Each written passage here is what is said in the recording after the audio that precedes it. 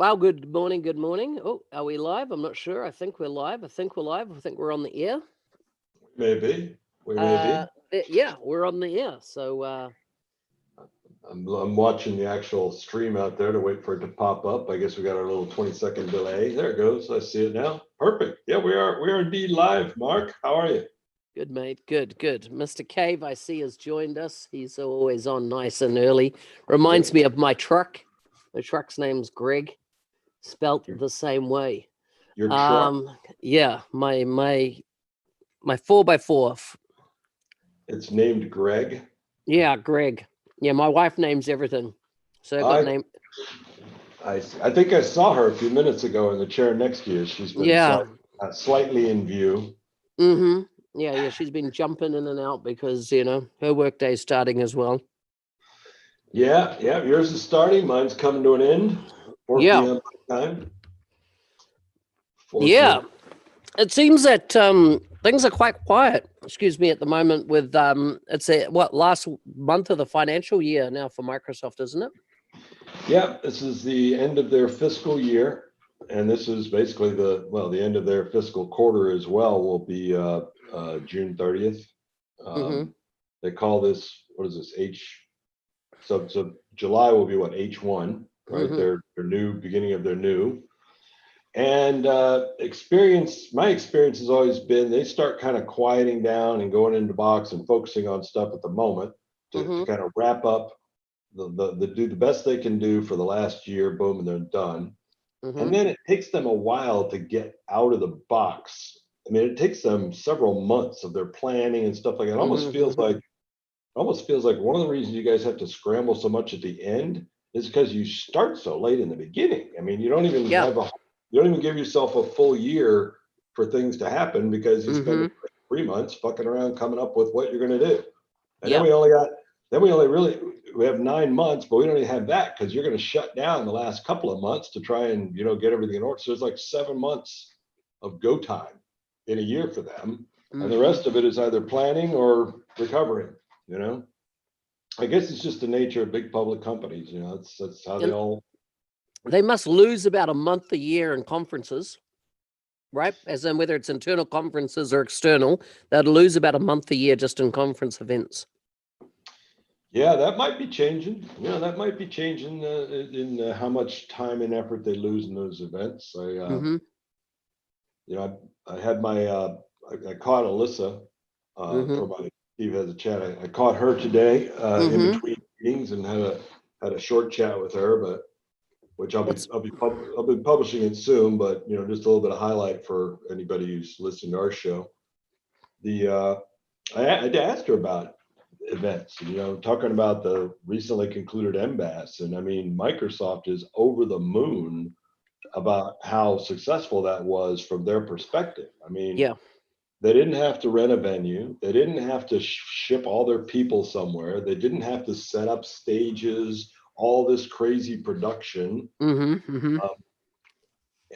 6,000 people. And instead they had 50,000 people attending the virtual conference. And the number of watched hours, I don't remember what she said offhand, but it would be in the podcast. The number of watched hours just dwarfed the number of watched hours of the live event and even the replays from the live event. So it's hard pressed, I would think, for Microsoft to, when you think of the investment of time, energy, and money for those big live events. And she even had said, I mean, you'll be able to listen to the thing. She even had said, because I said, are you guys just going to be doing virtual events from now on? And she says, we'll probably do some of the smaller events live.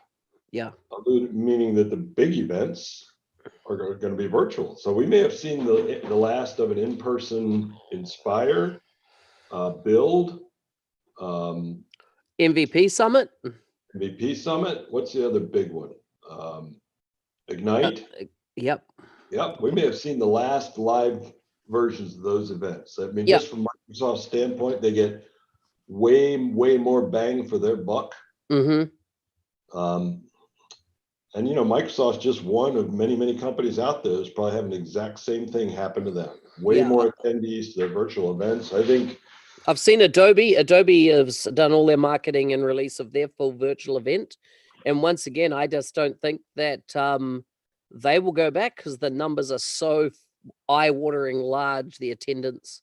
You know, I saw the build numbers that came out was something like over 200,000 attendees of build, where the previous year had been, I don't know, between 6 and 10 or something like that. Don't know exactly, but those numbers are undeniably massive. You know, I'm looking out my window here in downtown at the Tampa Convention Center. Mm-hmm. Actually, they had a UG Summit there a couple of years ago. I'm also looking at a brand new hotel, a new Marriott being built next to an existing Marriott to serve the convention center, which is always one of the challenges with the Tampa Convention Center is not enough hotel rooms. So now they're going to have plenty. And you got to wonder what the hell's the future of that whole scenario. And, I mean, you know, boat shows, maybe, I don't know, home shows, but business conferences. Yeah. I don't know. That's a big part of that business. Thomas, welcome to the show. Good to have you here. We're going to say hello if you've joined us today. We can't see who you are until you make a comment. Give us a shout out. That would be awesome. Interesting. I've reversed the camera. So I've actually, I got that little software we were talking about the other day that allows us to reverse the camera and turn on the camera of all of our viewers so we can see them. So we see you guys. We can see you there. I mean, your hair is a mess. A couple of you are naked, but still. So you know, the last couple of days we've seen a bunch of people be awarded MVP. Let's have a look at their names. Let's bring them up here on screen. Who we got? Flojo. So Flojo, he is in Canada and he is married to Sarah Critchley, who's already a business applications MVP. So I think it's amazing that dude has become an MVP. He's done so many contributions, and to think that only 18 months ago did he enter the community. So 18 months ago, we were in Amsterdam for the DCI conference there, the European conference, and he came over at the tail end of that conference to, you know, spend a long weekend with his wife. Yeah, not in the business at all. No, caught up with a bunch of folks and stuff, and was in a kind of transition phase that he wanted to. He knew it was time to change career for him. He is a developer from a background perspective. Yeah. And he got into Flow and he went hard. And he pulled Flow, now Power Automate, to Pits, and you know, it was public speaking on it, was writing content like no tomorrow as he pulled it, you know, really got into the depths of it, so to speak. And there you go, he's been awarded. So I think that is absolutely phenomenal. You know, we talked about that last week, and he did exactly what we talked about last week. He came into the space, he saw one of the products, he staked it out to learn that product inside out and sideways, and now, you know, MVP as a result. Yeah, I mean, congrats. Yeah, totally. And he hasn't stayed just with a Power Automate, right? He's now a big Power App man. I know he delivers Power App in a day, you know, the app in a day type training and stuff. Yeah. So absolutely. Ashish Rayner. Now, I don't know this chap. Not sure of his backstory. I know that Joel Lindstrom nominated the chap, and yeah, I'm not sure. I think he's maybe in Vision, or sorry, what is it nowadays? Business Central. Might be the area. Todd Mercer, interestingly, got awarded, but of course, I don't know if Todd's with us. I know he jumps on from time to time, but he became a blue badge. So there must have been a bit of a crossover, but well done on him. He obviously achieved it. Congrats, we're taking it back. Yeah. The next one, and this has been a long time coming, Julian Sharp in the United Kingdom. This guy, you know, if I ever wanted to jump into detail or understand the exams that Microsoft put out and or get trained on it, Julian Sharp's the go-to person. He runs boot camps around this. So he runs, you know, night class type things on, if you want to pass an exam, he has these streams running. People can jump on and he teaches. Is he like a bald guy with a long beard? Yeah, he's a ZZ Okay. Top bed, very ZZ Gotcha. Top, you know? Yep, I know exactly who it is. Yep, I've chatted with him several times. Yeah, nice guy. Yeah. So he's joined the program. Who else? Just going through my list here. Karina. Karina Kalessen, which I tell you, if Jonas is on, he's going to butcher me for butchering the the Scandinavian names. In this case, she is from Sweden. And how's this? She's from Sweden and she works for a company called CRM Consultina. Now, if you haven't heard of CRM Consultina, there are Gustav and his wife own CRM Consultina. So Gustav's an MVP. Jonas is an MVP. He works there. Yeah. Sarah is an MVP. She works there. And Karina just joined the company about 2 months ago, and she works there. So they got 4 MVPs. I think they've got all the MVPs that are in a business apps in Sweden works for them.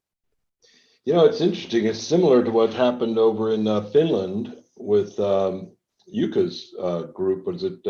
Yuka, Antti, and then there's at least 2 other MVPs, BizApps MVPs. What's the name of their group again? Move Forward or Forward, Always Forward or something like that. Forward Forever or something. I'm not sure. Forward Forever. I don't know. And they've got like 4 MVPs in Forward Forever also. And these are, these are smaller businesses, right? Smaller consulting firms with a high concentration of MVPs. Because before, I mean, frankly, this is a pretty recent phenomena because up to now, any small company that had more than 1 MVP, that was rare. It was mostly the big companies like Hitachi or big outfits like that had a bunch of MVPs. And now we're seeing these smaller organizations kind of put together real powerhouses of talent. Yeah. Then in another one here, Hamish Shield. Now, he was actually on my podcast about a month or 2 ago. And he has started his own company called AppRise, appriser.co.nz. And he specializes massively in like human-centered design in building out solutions for companies, of course, focused on the Power Platform. So he's another one that has been awarded in the BizApp space. I hope I haven't missed anybody. There's a couple here that neither of us were familiar with, but also got Business App MVP, Shannon Mullins. I'm not familiar with him or her.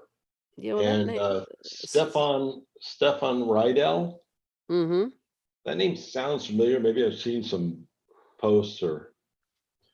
Yeah, Scott, I don't know what the hell's going on with the name. It just had me log in, updated my app, and did something weird with my name. So very hard to pronounce. I apologize. Very hard to pronounce. Yeah, so I don't know. We've got a little bot that kind of sends off to us a whole bunch of other people. And I don't know if you've looked under the general tab, Steve, in Slack at 9 a.m. You can see MVP Notifier, which is just, you've actually made a comment after about cloud licensing. And it's got Todd Mercer in that list. And then there's probably 1, 2, 3, 4, 5 names that I've not heard of. Jessica Militar, Hardit Bhatia, Mio Wang, I'm butchering these, Michael Gutowski, Renato De Souza. I'm not familiar with any of those folks. Yeah. So definitely some new folks there in the join the program. But of course, I love it. You know, Marius is up in Norway. He's a BizApps MVP, and I love Marius because he calls a spade a spade. He doesn't bullshit around, and he has mentioned that this month is the purge. And what he's talking about is that all current MVPs that haven't been awarded in the last 12 months, this is the month that Microsoft lets people take other directions in their careers that don't include MVP. Either they renew or they are asked to, thank you very much for your service. We're inviting you to join the Reconnect program, which is the thanks for playing. Thanks for playing. Goodbye. But you're, you have been eliminated. Yeah.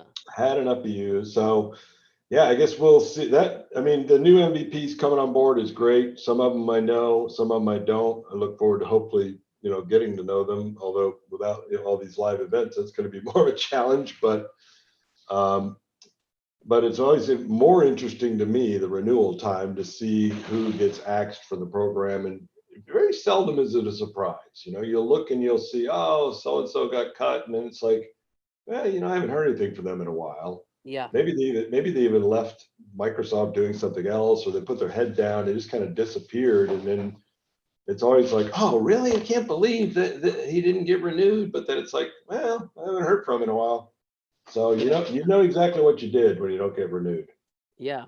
Okay. Because so if you break NDA or do anything crazy like that, I mean, you're just axed immediately. So that doesn't have anything to do with renewal. So it's, renewal just means they've looked at what you did the past year and decided you really haven't done enough. Yeah.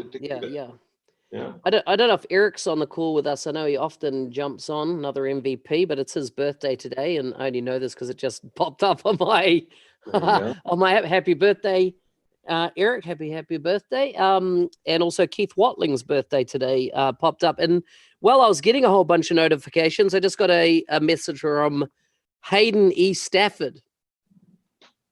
He's head of sales for Dynamics 365. He was global. So, another guy I did a podcast with earlier this year.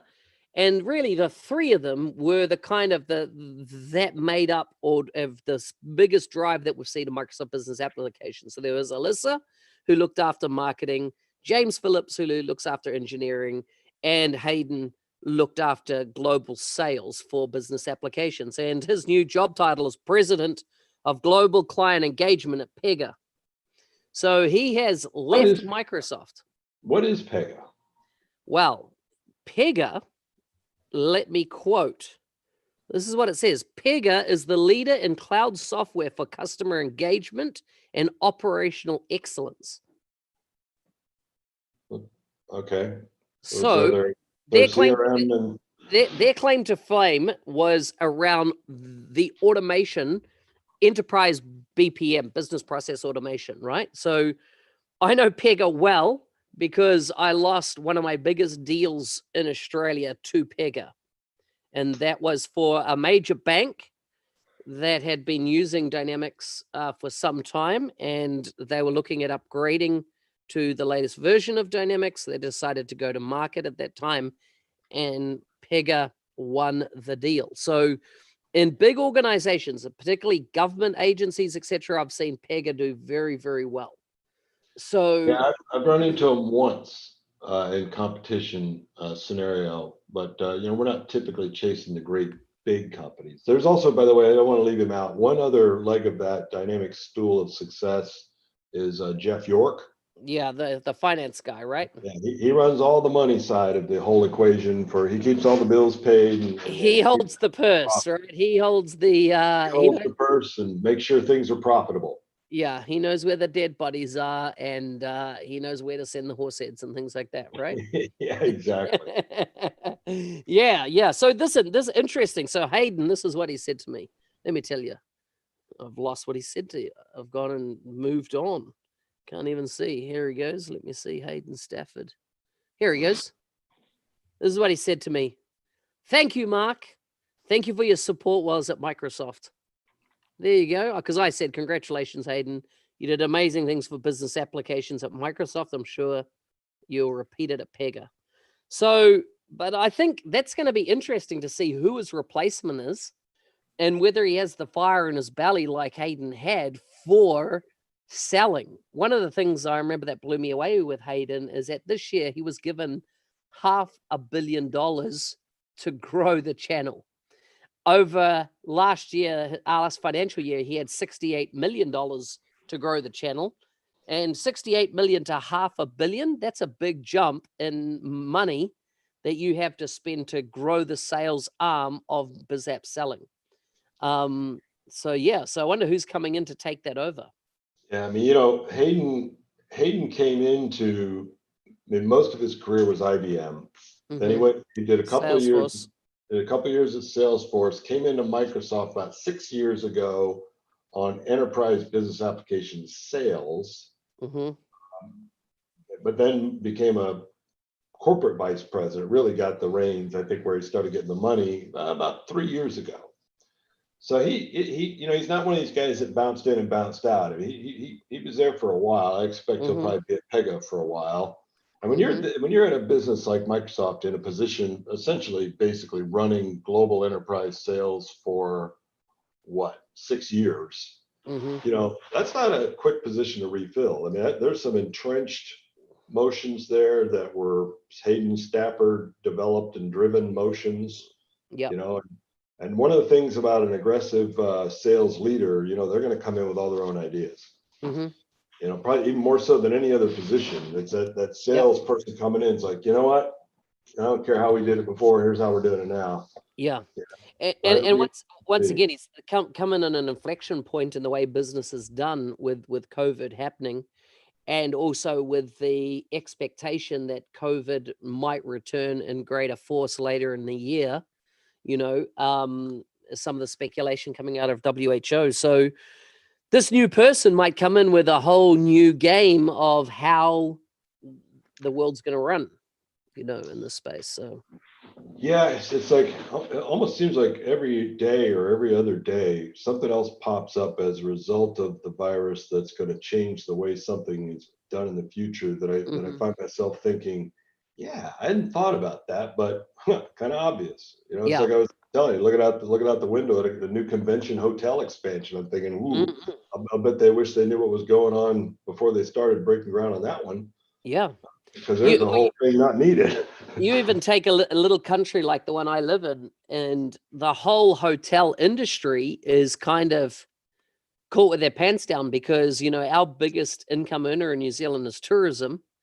And when you have the borders closed currently for 3 months with no date of expected to open our borders, we kind of don't have tourists anymore in our country. They're all gone home. And so all these industries are just,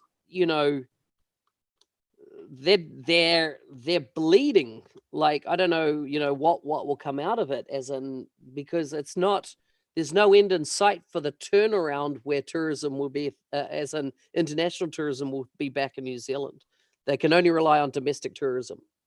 Yeah, the same thing here. Obviously, Florida. I mean, that's our number one economy driver is tourism.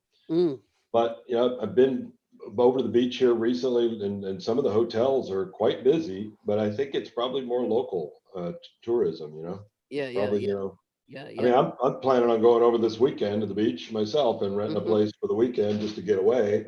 So I'll be taking up a space, but I'm only an hour away. So I don't know if that even counts as tourism dollars, because it basically is moving dollars from one part of the state to the other. Yeah. Andrew, I agree that New Zealand is a great place. I mean, I live here, but it's just, it's hard. Yeah, I got a book. I see. My wife and I are definitely going to Queenstown. It is a beautiful place. We've already got flights booked to go down there, and we're going to definitely explore our country to try and get the do our little bit to get some money back in the economy when it comes to going local rather than going international from a travel perspective. Yeah, I need to get to New Zealand at some point in the future. Yeah, man. I'd say the only downside I can see to New Zealand is the freaking time zone versus like the rest of the freaking world. You guys are almost on your own island of time down there with challenging overlap with lots of, well, at least certainly the biggest parts of the world are the challenging overlap. Yeah. So, hey, what's interesting, here's I've talked to you about my 90-day mentoring challenge, which I'm just, as of last night, closing it down for this year, being that it was running since January. took 100 people through the program this year. It's been amazing. But, that was my 3rd year of doing the 90-day mentoring challenge, and I'm planning on doing it again next year. And the number of people that have become MVPs that have gone through my program always blows me away. There's, at least the 2 of the people just awarded now had gone through my MVP program. 2 others that have been awarded this year were in my MVP program this year. Even last year, a whole range of them became MVPs. So I'm quite excited that this little trend is happening. I'm not saying that those folks didn't do a heck of a lot of work, but I'm pleased that I could help in their pathway to some degree, even though the 90-day mentoring challenge is not just focused on being an MVP. I do cover it, but it's so cool to see so many new folks coming to the channel and changing the kind of the old boys club that we've had for so long. We're seeing so many more people from more diverse backgrounds, etc., than what was traditionally been in the program, which I think is amazing. Well, I think, did you have a prediction about the renewal rate? Oh, as in you're talking about the purge now? The purge coming up at the end of the purge this month. So the word on the street, that I've heard, in fact, I heard it earlier today, was 50% of the current MVPs they're cleaning out to make way for the next 12 months. So 50% of the current BizApps MVPs, that is, as in I'm not privy to the rest of the MVP program, but that's quite a clean out. When I look across the BizApps MVP space, a lot of these folks have been there for a very long time, which is awesome. They're continuing to provide value and stuff. But you could probably only have so many MVPs before it gets unwieldy, right? I mean, can't everybody be an MVP. It's got to be a concentrated number. Microsoft does these PGI calls. They can't have 1,000 people on a call and get any kind of value. So by the nature of the role with Microsoft, the MVP, the group needs to stay fairly small. But how do you get fresh blood and fresh opinions? Scale? Well, the only way you're going to do it is you're going to have to just get rid of some folks. You and I may very well be on the bubble because they know what we think. Yeah. I mean, we've given them, all sorts of opinions. So at this point, they're probably sick of listening to us. Ready for some fresh voices, some folks that are, we were brought up on the old platform. Yep. On the dynamic side of things. Yeah, we've been learning the new platform like everyone else has, but always comparing to the old. But you got a whole bunch of folks out here. You talk about Flo Joe. I mean, he started with the new stuff. Right? Started fresh with the new stuff. So he's got a completely different perspective on Power Automate or PowerApps than probably you or I do, because we got so much legacy stuff in our head, kind of informing what we think about it. Yeah. It's definitely going to be interesting times ahead. And I think, I find that each year when they do the purge, you get some people that chuck their toys and get on social media and go to town and why Microsoft got it wrong, kicking them out. Particularly anybody that's been in a very long time always struggle. I see, there's not many people. I can't think of the people that take it graciously, but I can remember the people that took it like a bitter pill and screamed and spluttered the whole time taking it. So so it was good knowing you as an MVP, Steve. You as well. We'll both be out there sputtering on the internet if we don't get rid of we'll bow out gracefully. We'll be the graceful ones to bow out, won't we? When we well, yeah, I mean, I'll bow out gracefully, but as I know you will as well. But frankly, and I know a lot of people probably think I'm relatively unrestrained as it is, but I'm actually quite restrained by the fact that I am an MVP. If I were to lose the MVP for whatever reason, I would really have no restraints at that point. And so that would be maybe a little liberating. to Yeah. just not have to worry about saying something that would get me booted from a program. If I'm already booted from the program, then, all bets are off, right? Yeah. Yeah. So, Speaking of which, I had a meeting earlier this week mhm. with the new project manager or principal program manager for the sales professional app. Who's this person? His name is Ashutosh. I can't remember his last name off the top of my head. He's been around. I've heard the name before in other I think I've talked to him on other products out there. I seem to be in Microsoft's Rolodex for when they want opinions about some things. There's certain Mhm. categories of things that they seem to ping me for, and certainly SMB is one of those bell ringers. When they're looking for some opinions on SMB, they'll ping me. Mhm.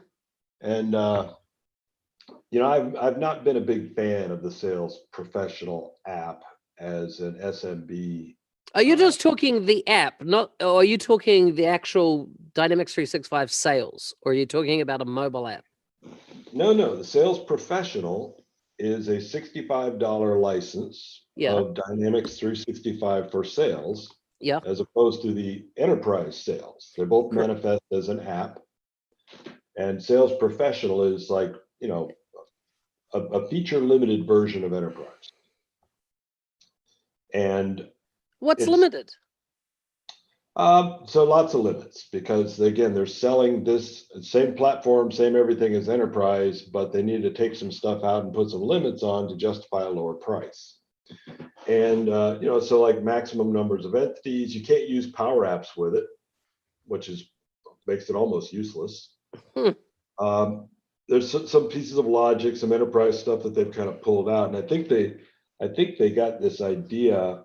And part of the conversation I had with him was, you guys took an enterprise app, and then to make an SMB solution, you took some little pieces out of it to try and strip it down to become an SMB solution, which is the wrong approach. They really should have started with a clean slate and built up for SMB. They just took out stuff from the standpoint of, well, SMB probably doesn't need this. Yeah.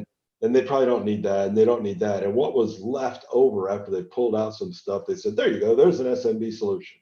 Well, it's not an SMB solution. It's not a solution for anybody really at the moment. And it's kind of been floundering around out there. That hasn't bothered me tremendously because, of course, I've got an IP solution targeting that SMB customer. So as long Yeah. as Yeah. Microsoft Yeah. kept fumbling around out there with their so-called SMB solution, I was in pretty good shape. Kind of ironic that they're asking me for advice on their solution that I compete with, but Mm-hmm. I've never worried about that because they don't have they can't get to simple. No. Once again, here we've got a new principal program manager responsible for a product targeting a particular customer type who has no understanding of that customer at all. Mm-mm. He's coming straight out of enterprise.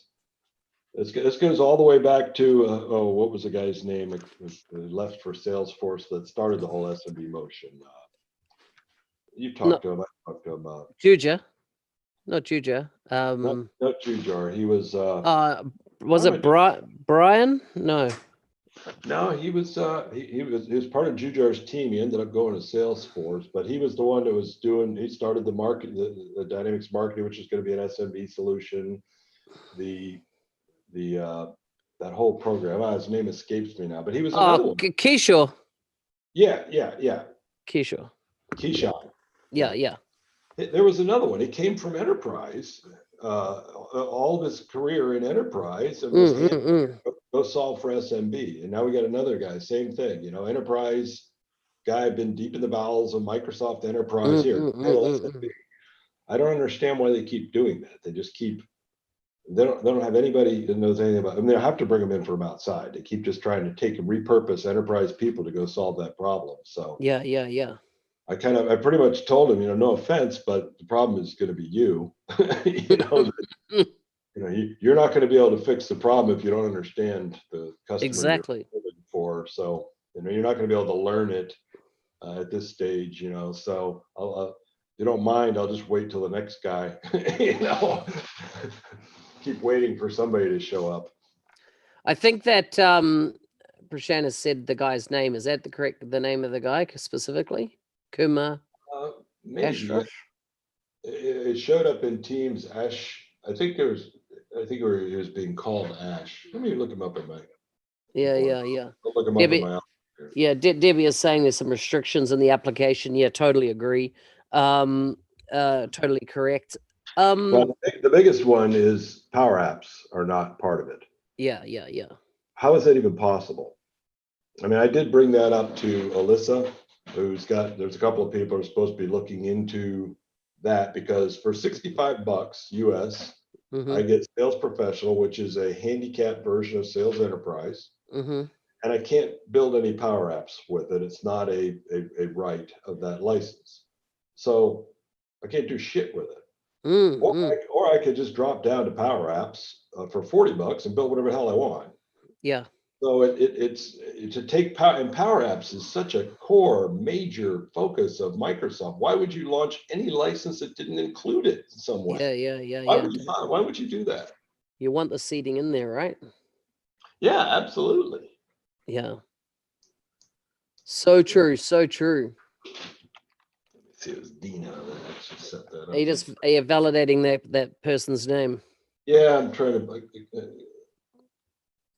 So it looks like the flow-on effect of COVID is still, live in effect. I had a former colleague from Australia yesterday contact me, and their company has, which is a big business application consulting business, has told all staff that for the next 4 months they're on 50% or you can leave.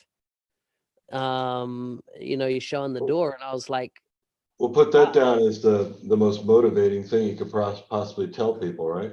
Yeah. I'll just let a bunch of people go, period, and at least keep the other part motivated, right? But if everyone got told you cut to 50% for 4 months, it's a long time. Yeah, I mean, I think a smarter move might have been to tell half the people you're fired. I mean, at least you may only have half the people, but at least they're still motivated to do their job. Instead, tell everybody you're going to work for half, or you just demotivated everybody in the business. That's not a smart one. So I just posted that guy's name in there. He's the new program manager for Sales Professional, which is their SMB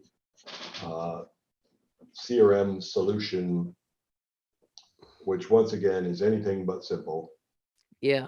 And without PowerApps, I think is dead in the water. Although they're selling it. I mean, there's a big distributor motion, and they're putting a bunch of money behind selling it, and they will sell that product through brute force. Yeah. Just you put enough motion and money behind it, they'll sell it. Customers will buy it. But I think customers will realize quickly that, wait a minute, doesn't have PowerApps? That's all I hear about is PowerApps, and I don't get that with this $65 license.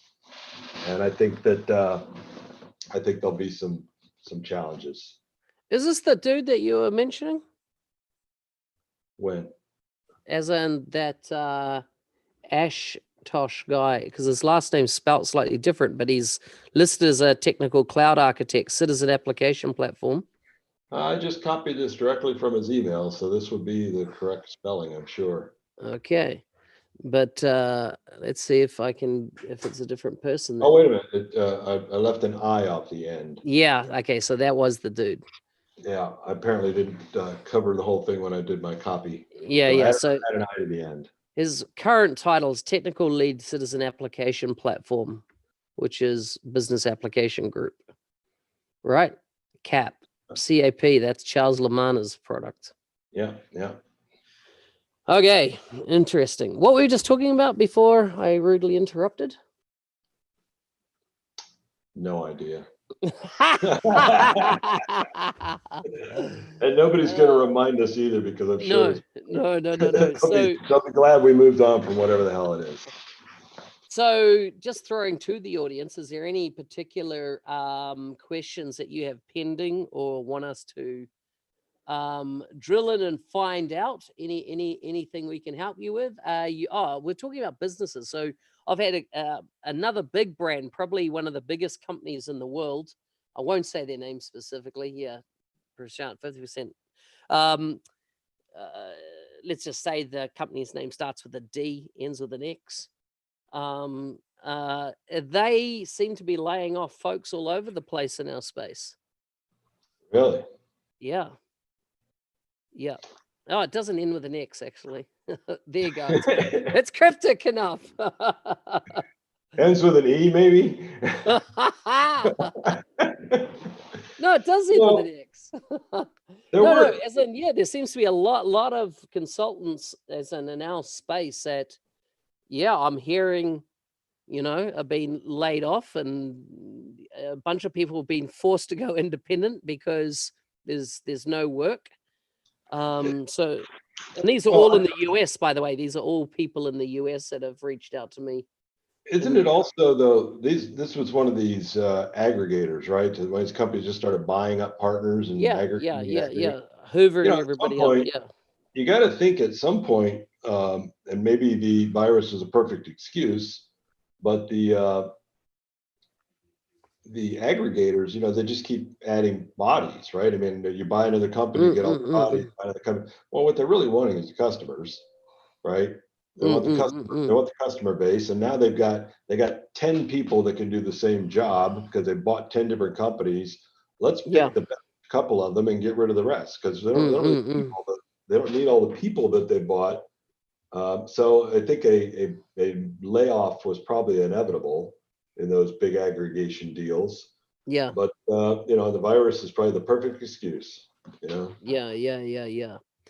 But it's interesting times. Once again, just going to those that might be listening to the recording here, it'll be interesting in the comments, or even if you're on the live stream now, is that what are you seeing from a market contraction? Are you seeing contraction in the market with your clients?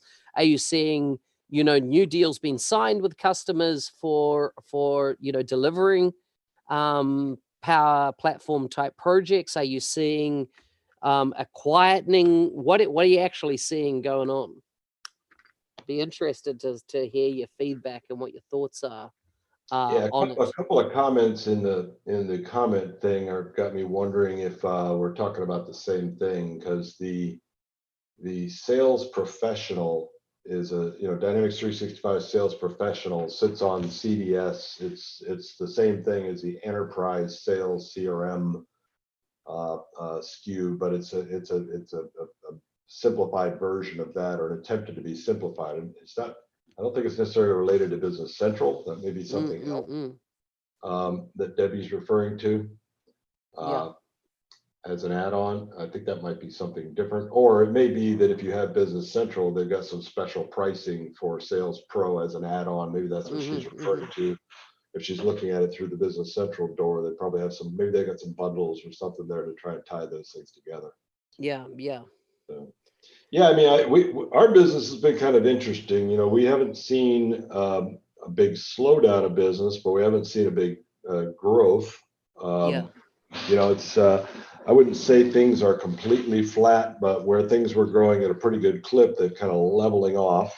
But I think that more recently now, I'm starting to feel it moving back up again. So I think a lot of people just stopped everything, stopped all purchases, stopped all hiring, stopped all everything. To see which way the wind's blowing, and now the wind has blown, and they can kind of see. And I think now they're like, okay, well, we can't just sit here forever. So we're starting to see people open up hiring again, and starting to release some projects that were sitting there. It's funny too, because you would think that the best time to deal with a software project, business application development deployment would have been these past couple of months. While things were slow for your business, that's the best time to do it, Yeah. So true. There's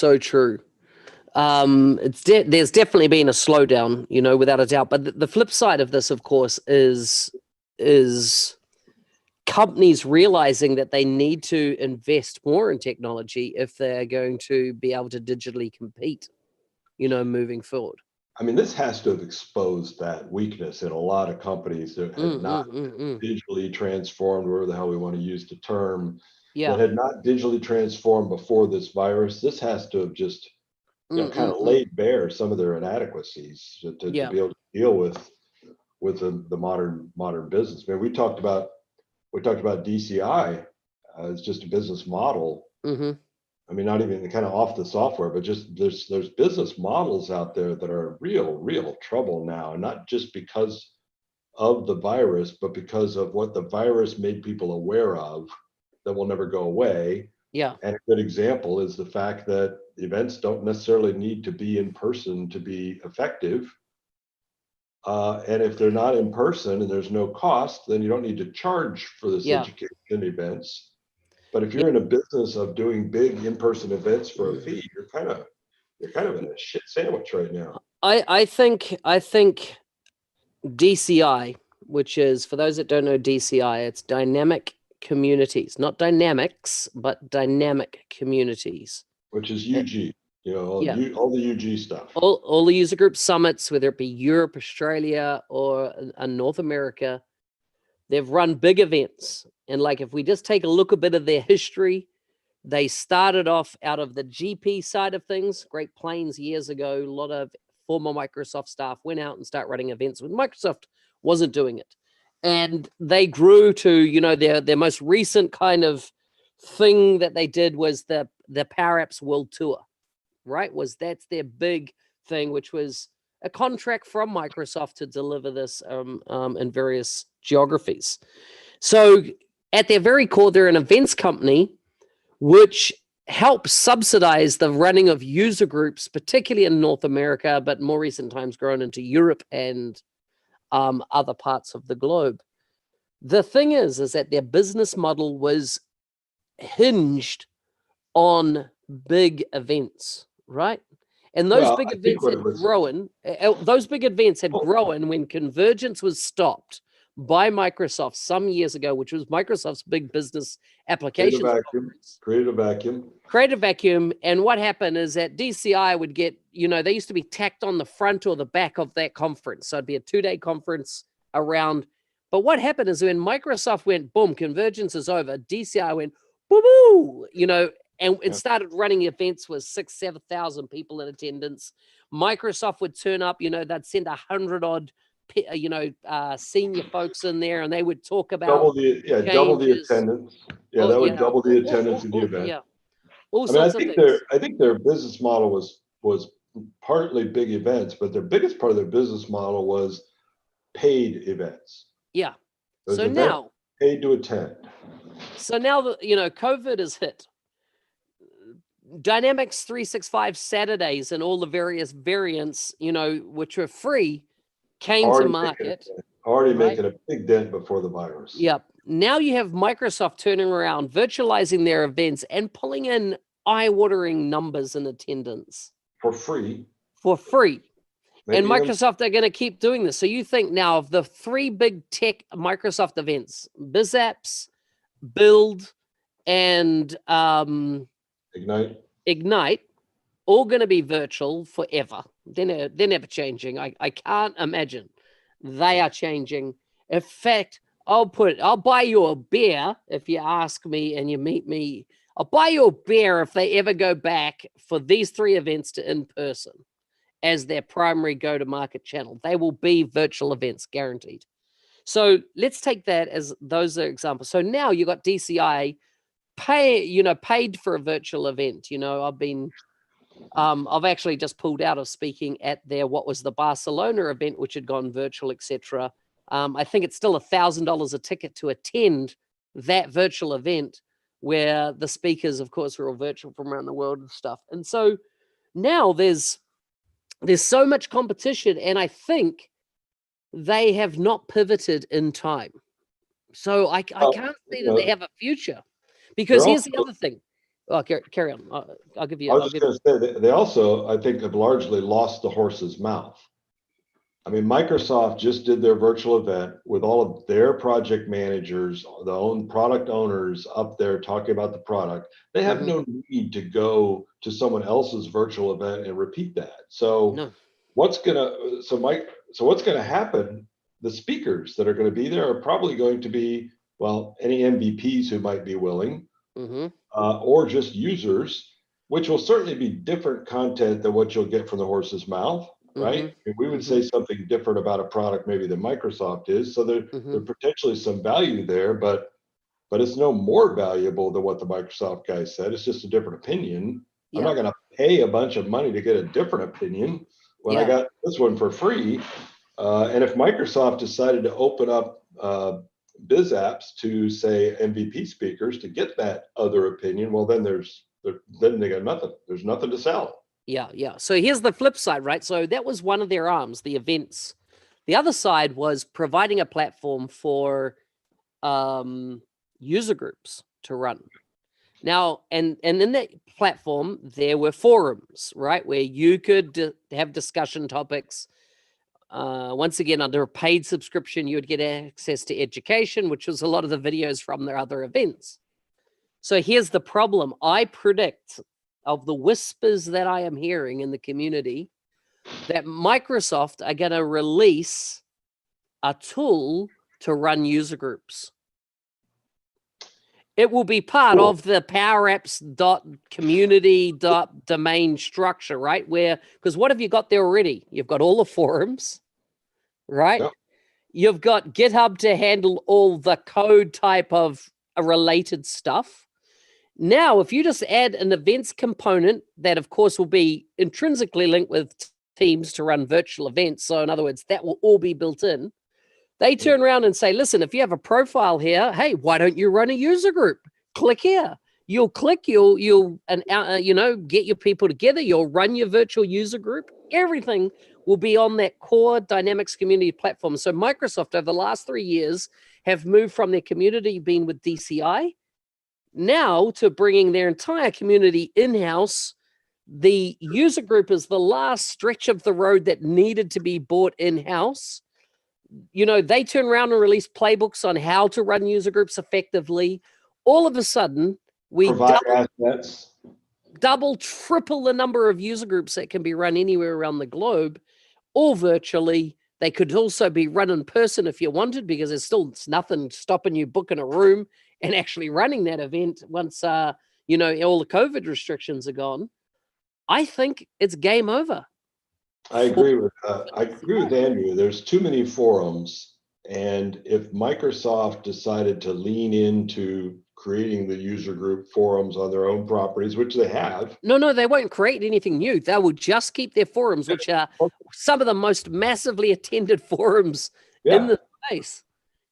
And just make everything else irrelevant. And it's not that they have anything against these other things. No. It's why bother? I mean, But I think these other things have become irrelevant, and that's forced Microsoft's hand to actually go, you know what? Rather than throwing the millions a year we are to third parties to do this, why don't we spend it in-house, build that asset, and hopefully they'll engage with the community enough to get it right. As in to make it just super simple. It needs to be like meetup.com. Really easy to run an event virtually. Plus, they could take the politics out of it, because when you look at what happened to, CRM Saturday was launched out of thin air as a free event for a Saturday to come learn stuff, and it took off, right? And before you know it, there was then it changed the name. Before you know it, those events were going everywhere. Microsoft was getting behind it.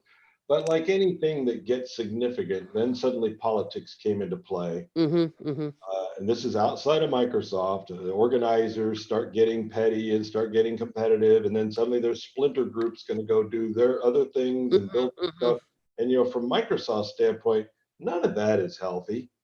No. They don't care about any of that stuff. Can't have all these people bickering amongst themselves. And like you said, they're building for their own purposes, virtual event tooling to do their own events, to make that available as part of this thing as well to your own user group. Use our exclusive event capabilities for your events. And I mean, they need to moderate it to be, Microsoft would have to put somebody responsible, running that thing and making sure that it's all good. Because anytime you ever have one of these things where you've got volunteer leadership, right? Some local person's going to run a chapter, and he's the first one. He signs up. I'm going to make myself president of the chapter.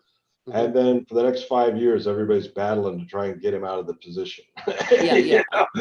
It all turns political, way too quickly. So yeah, but the market would dictate in this scenario, right? So if I set up, for example, Power Platform user group, Whangarei Heads, where I live, and only have 5 people subscribe, but I'm not giving that up. Well, someone can come along and say Power Platform user group, Whangarei Heads the second, and they have 1,000 people to attend.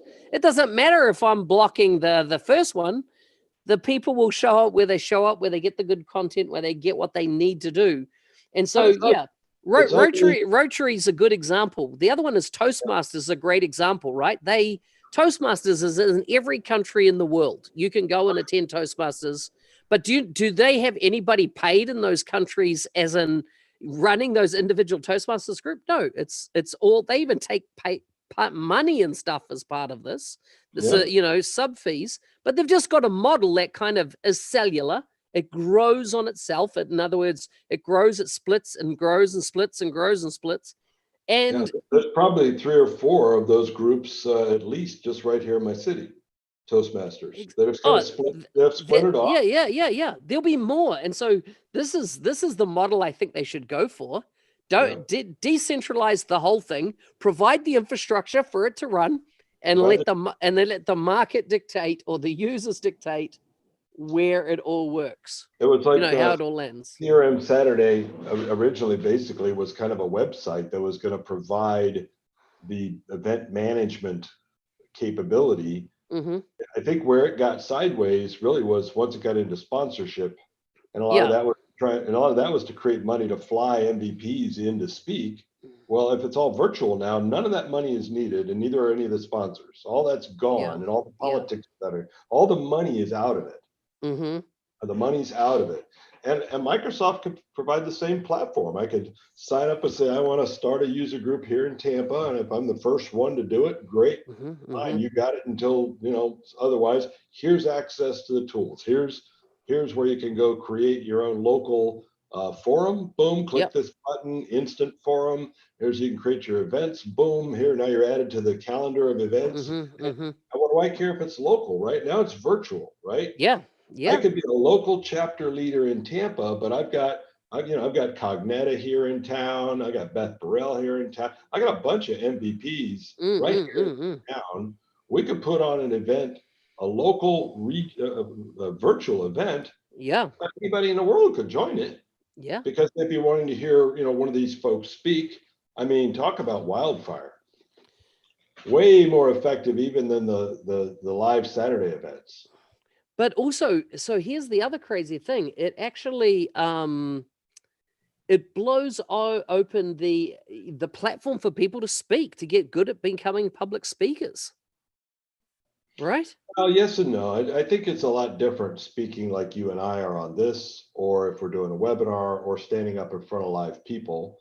But then again, standing up in front of live people may not be a huge needed skill in the future anyway. You know what I mean? It's really going to be your ability to talk on camera. To be a communicator, exactly, on camera. Yeah. Through video. Yeah. Whether it's a one-on-one, whether it's one to many, whether it's live, whether it's pre-recorded webinar, whatever it is, that's going to be a new skill for people to have, is the ability to get in front of your little video, turn on your speaker, and talk. Yeah.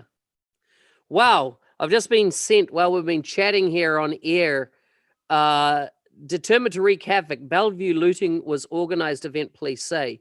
And this is where we hang out, Bellevue Square, right, for MVP Summit. I can't really show you much there, but there's it's absolutely trashed, man. Where we would normally have MVP Summit there in Bellevue Square, just all the windows smashed in, and just absolute havoc with, of course, all the unrest you fellows are happening in the US at the moment. I don't really want to get into the political side of it, but just, interesting to see what's going on there. It's a shame. I think, anytime anything happens, there's folks that want to protest, and that's awesome. They want to get out there and be heard. And then there's another segment of society that sees that as an excuse to kind of ride on the back of, and then basically smash the windows at the sporting goods store and steal sneakers, or bust the windows at the electronics store and steal a TV. I heard the mayor of my city talking about some people had gone through a cemetery and kicked over gravestones. I mean, what the hell does that have to do with supporting anything or protesting anything? That's just anarchy, you know. And yeah, but the thing is that that's coming from somewhere. Even anarchy is coming from some point of unrest or disenfranchisement or something like that. So it's crazy. I don't have any answers, and it's a too big a subject. When we are at top of the hour, we have to close at probably this the perfect time. it is very sad though to see what's going on. It's very sad. It is. Anyhow, thanks for joining us, everybody. Interesting session. Feel free to send any feedback through. I love the emails that we get, feedback on the various things. But